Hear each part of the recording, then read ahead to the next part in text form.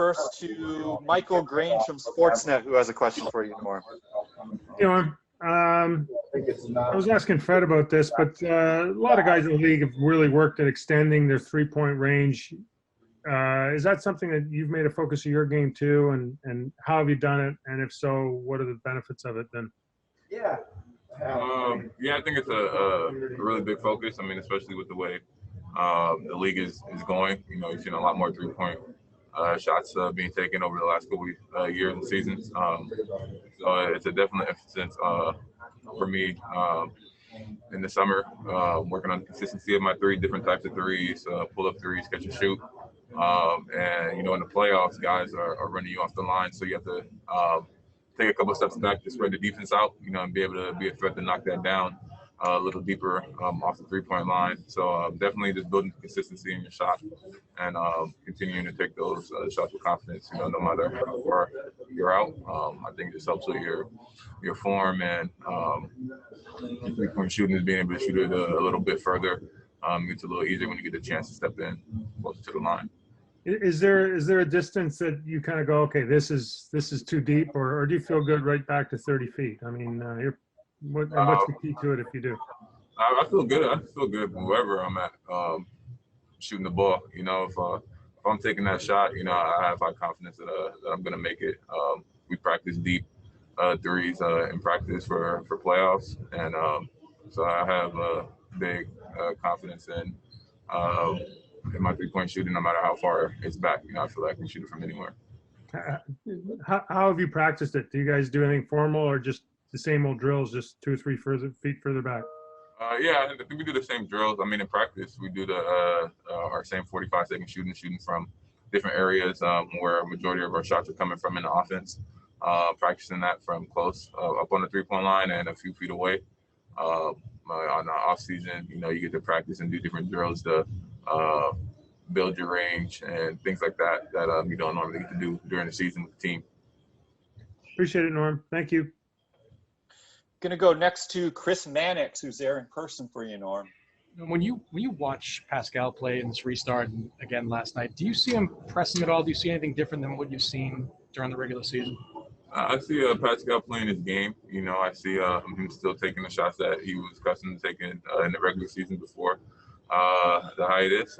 You know, I see he's playing his game. You know, he knows he's going to get his opportunities, his shots, his chances. You know, and he's making the most of them. You know, sometimes, you know, some of the shots that he's taking are the same shots he has made. You know, and bad bounce, whatever it is. But you know, we need to continue to stay aggressive, stay confident, and continue taking those shots because he's our go-to player, and he's the main option. And you know, I don't think he's gonna stop or deter from, you know, trying to make an impact, trying to make plays, and take those shots he's been taking. Do you guys talk to him as teammates to say, man, we're behind you, keep going, or does he not need that kind of stuff?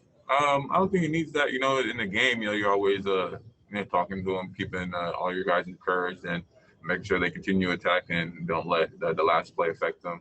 If it wasn't the play that they wanted or the outcome wasn't what they wanted, you know, you talk to them like next play, let them drop that and move on to the next and refocus on the task at hand. But now we haven't been like, oh, Pascal, you're going to be all right. Like, we think he's playing fine, you know, and we need him to continue to go out there and attack and lead us in that way, you know. So we haven't been trying to pat him on the back and say, hey, Pascal, like, keep your head up. Like, nah, like, he's hooping, he's playing his game, and we're going to continue to be behind him and go with him.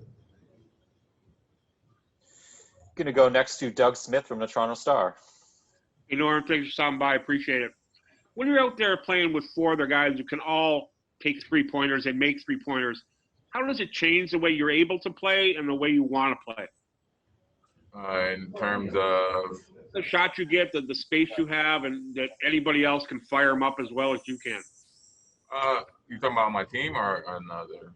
I'm talking your team. I'm talking about you. You know, the shots you get because the other 4 guys can all make three-pointers. I think it's great, you know, to have multiple three-point threats out there, you know, especially 1 through 5, you know, where the bigs have to respect Mark or Serge out there because they can knock it down and opens up the floor for us. You know, especially for me, a guy that likes to get into the paint, attack downhill, collapse the defense, and you fire it out to Fred, Kyle, Pascal, OG, Mark, any one of them that's on the floor. is a threat out there. So I think it's perfect. It helps our offense, especially with the way we want to play in that drive, kick, swing, attacking downhill, open style offense. I think it's perfect for us because we have multiple guys who can knock it down so you can't really help that much, and it opens up driving lanes. Thanks, Lauren. Appreciate it. Last two questions going to go to Louis Zatzman from Raptors Republic. Hey, Norm. A lot of people talk about Kyle's playoff intensity off the court, not on the court, but just how does his demeanor, interaction with you guys change as you go to the playoffs? I think leading into practices and in practices and things like that, he's very focused and locked in. He's a lot more vocal in what we're doing and talking to the guys, making sure they know what the coverages are and what the schemes are that we're trying to go out there and do during the games. He's very vocal in that sense, and being locked in, and like the joking and stuff stops, and he's talking to us, making sure that we know everything and that we're locked in and we're together in this playoffs run. That's what I've seen mostly. I mean, off the court, away from that, he's still relaxed and having fun and enjoying the process. But once it's time to lock in and lace him up, he's fully focused. Thank you. And final question is going to Greg Logan from Newsday. Norm, when you look at Fred VanVleet, can you just talk about how he's changed from a guy who came off the bench last year to becoming a full-time starter this year? Do you look at him any differently, and what do you think he's done to make such tremendous improvement? I don't look at him any differently. I mean, I've been close with Fred since he's come to the team, and he's always had that demeanor and that grit and tenacity of knowing that he belongs out there and that he's a starter in this league. And I think he's gone out there and shown and proved it. He's always been hungry for more. And I think he's taking full advantage of the opportunity that is given to him.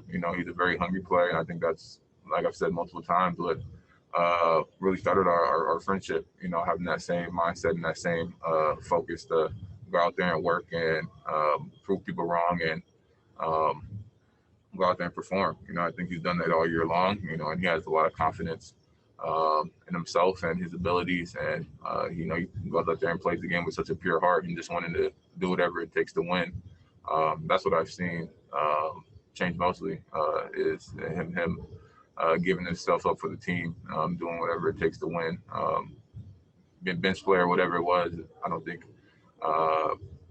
had anything to do with his ability to play. It's just with the guys that are in front of him and having to wait your turn is kind of what it is about in this league. You got to go out there and prove yourself and prove that you deserve more, but also wait your turn when you have all-stars in front of you and veteran players in front of you.